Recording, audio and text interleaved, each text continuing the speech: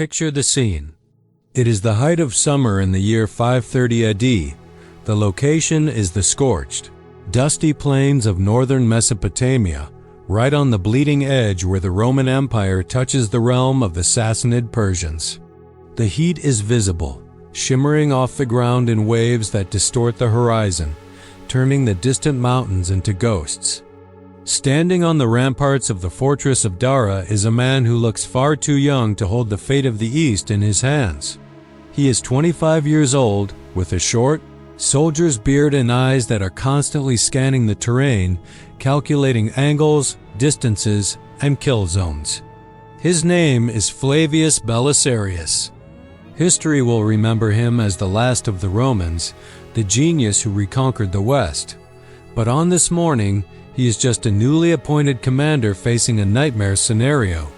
Marching toward him is a Persian army of 40,000 men, perhaps 50,000 once their reinforcements arrive.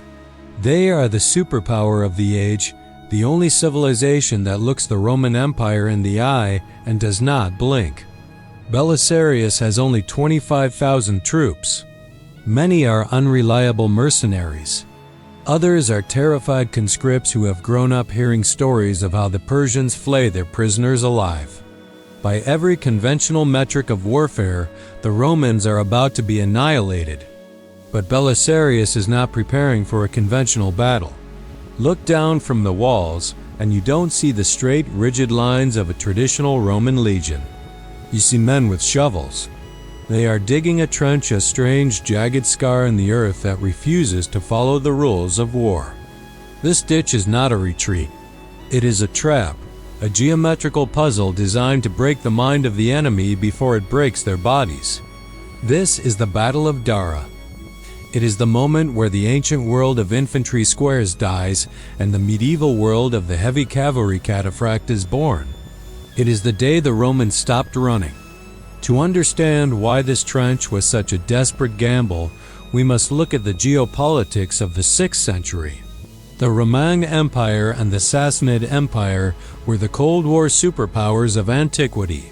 For centuries, they had fought a grinding, inconclusive tug-of-war over the borderlands of modern-day Turkey, Syria, and Iraq. The fortress of Dara itself was an insult. It was built by the Emperor Anastasius just a few miles from the Persian border, violating a treaty that forbade new fortifications in the zone. To the Persian king of kings, cavalry Dara was a dagger held at his throat. He sent his army not just to defeat the garrison, but to erase the fortress from the map. Leading the Persian host was a general named Perozes.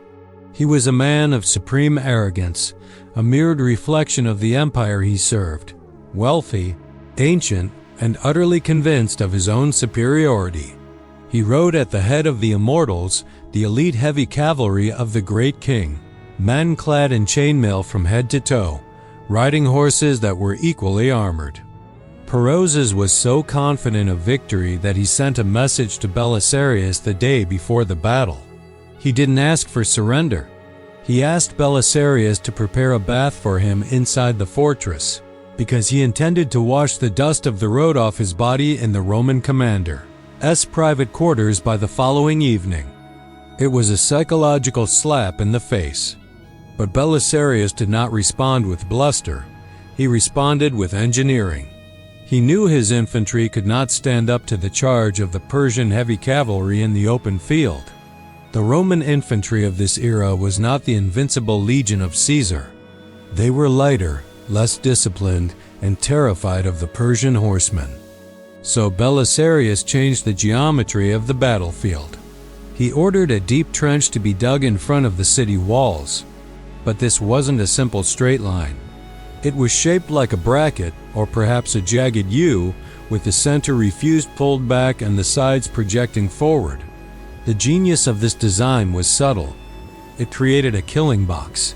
If the Persians wanted to attack the Roman center, they would have to march into a concave pocket, exposing their flanks to arrow fire from the Roman wings. If they attacked the wings, they would be funneled into narrow corridors where their numbers wouldn't count. Belisarius placed his unreliable infantry in the center, behind the deepest part of the trench, effectively telling them, "You don't have to charge. You just have to stand there." He placed his cavalry, his killing power, on the flanks. But he added a final, secret ingredient. Hidden behind a hill on the far left of the battlefield, concealed from Persian eyes, was a small force of 300 hero cavalry led by a commander named Faris. They were the ace up the sleeve, instructed to wait in absolute silence until the moment of maximum crisis. The sun rose on the first day of battle, but it began with a whimper, not a bang. The Persians, seeing the strange trench system, were confused. They probed the lines, sending waves of arrows, but the wind was blowing in their faces. Their shots fell short, while the Roman archers, using the heavier, stiffer bows adopted from the Huns, returned fire with deadly accuracy. Then, a moment of pure cinematic drama unfolded. A Persian champion rode out from the lines. He was a giant of a man, challenging anyone in the Roman army to single combat. It was a scene straight out of the Iliad. No Roman officer moved. They were professionals, not glory seekers. But a wrestling instructor from the camp, a man named Andreas who served one of Belisarius's officers, stepped forward. He wasn't a noble.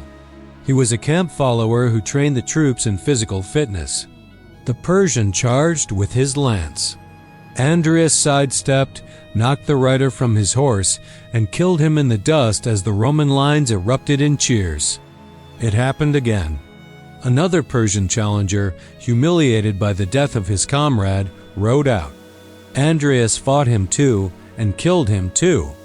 It was a massive morale boost for the terrified Roman conscripts.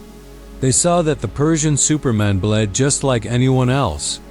But Belisarius knew that single combats do not win wars. Night fell. The Romans slept in their armor. Across the plain, the sound of thousands of hooves signaled the arrival of the Persian reinforcements. 10,000 fresh troops arrived from the city of Nisibis. The odds had just shifted from bad to impossible. The next morning, Perozes decided to stop playing games. He had 50,000 men against 25,000. He had the immortals. He had the history of 3 centuries of Persian dominance on his side.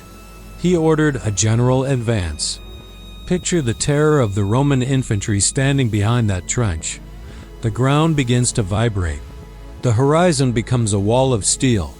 The Sassanid army was a terrifying sight, thousands of cataphracts, their horses covered in scale armor, their riders wearing face masks of iron. They looked like statues brought to life by a dark sorcerer. Perozes aimed his first hammer blow at the Roman left flank.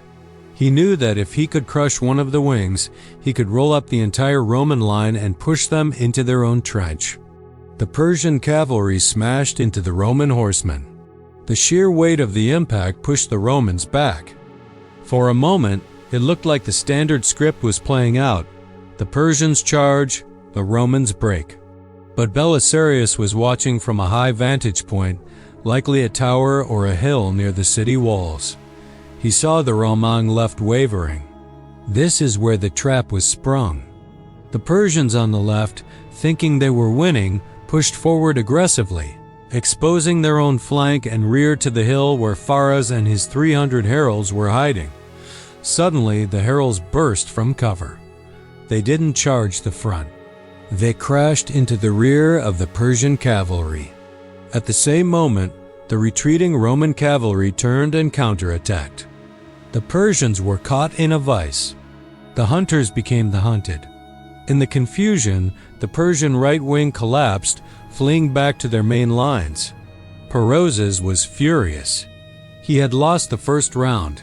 He decided to commit everything he had. He shifted his elite unit, the Immortals, to his own left wing, the Roman right. He also moved his reserve of heavy infantry forward. This was the checkmate move. He was going to smash the Roman right with the finest soldiers in the east. The attack on the Roman right was apocalyptic. The Immortals slammed into the Roman cavalry commanded by John the Armenian. The fighting was brutal and close quarters. Maces crunched against helmets. Swords found the gaps in chainmail, but the numbers were overwhelming. The Roman cavalry broke. They turned and fled. This was the crisis. The Romangite was gone. The path to the Roman rear was open. But Belisarius had anticipated this. He had held back his own household guard, his Bucellarii. These were not ordinary soldiers. They were the best of the best, men who had sworn a personal oath of loyalty to Belisarius, not the emperor. They were armored like cataphracts but carried bows like Huns. As the immortals surged forward, screaming in triumph, they made a fatal error. They became disorganized in their pursuit, separating themselves from their own infantry support. Belisarius saw the gap. He ordered his Bucellarii and the Hunnic allies on his center left to dismount a strange order for cavalry and hold the line? No, he ordered them to charge across the battlefield. He effectively cut the Persian army in half. He drove a wedge of heavy cavalry into the side of the advancing immortals. The immortals were now trapped. They had the fleeing Roman cavalry in front of them, but now they had Belisarius and the Huns slamming into their flank. And here is the tactical twist. The Romans who had fled rallied and turned back. The immortals, the pride of the Sassanid Empire, were surrounded. What followed was not a battle, but a massacre. The Persian heavy cavalry, pressed together so tightly they couldn't swing their weapons, were cut down. Their heavy armor, which made them invincible in a charge, became a liability. They were pulled from their saddles and butchered on the ground. The standard of the immortals, which had never been captured in battle, fell into the dust. The Persian commander of the wing, a man named Barismanes, was killed. Panic rippled down the Persian line. Seeing their elite units destroyed, the Persian infantry poorly armed peasants who were there, mostly to support the cavalry, threw down their wicker shields and ran. But there was nowhere to run. The Roman cavalry, now completely in control of the field, unleashed a pursuit that was merciless. The Sassanids were driven back against the trenches they had mocked the day before. The geography that Belisarius had engineered now worked against them. Belisarius, however, showed a restraint that proved his genius went beyond tactics. As his men, blood-drunk and cheering, prepared to chase the fleeing Persians all the way back to Nisibis, he ordered the trumpets to sound the halt. He knew that a wounded animal is dangerous. He knew that the Persians still outnumbered him and that if his men scattered to loot or pursue too far, the Persians could turn around and ambush them. He was content with the victory he had. He let the survivors flee into the desert, where heat and thirst would finish what his sword had started.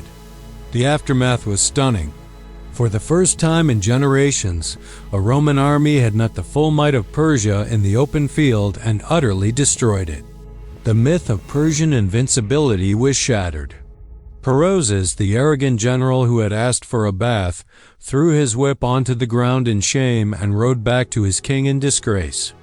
King Kaved was so enraged that he ordered the humiliating torture of his own surviving officers. Perozes would never command a major army again.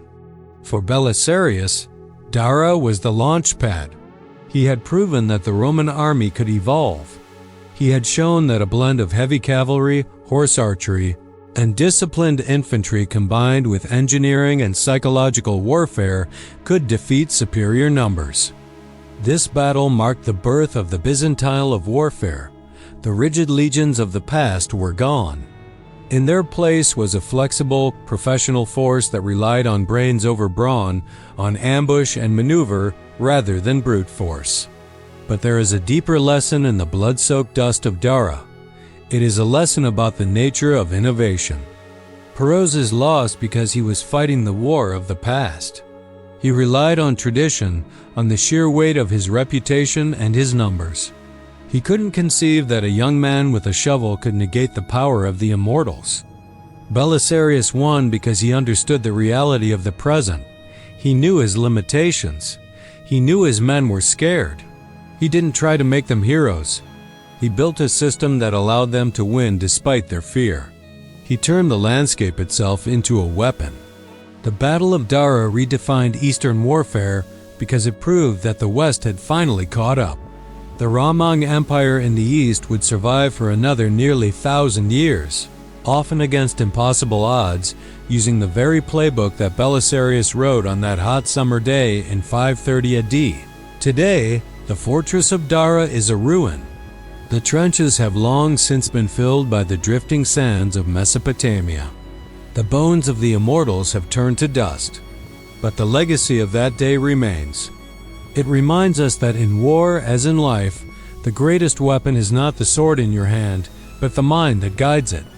If you want to uncover more lost chapters of history where strategy triumphed over impossible odds, make sure you subscribe and ring the bell. We are diving deep into the archives to bring you the stories the textbooks forgot. Until next time,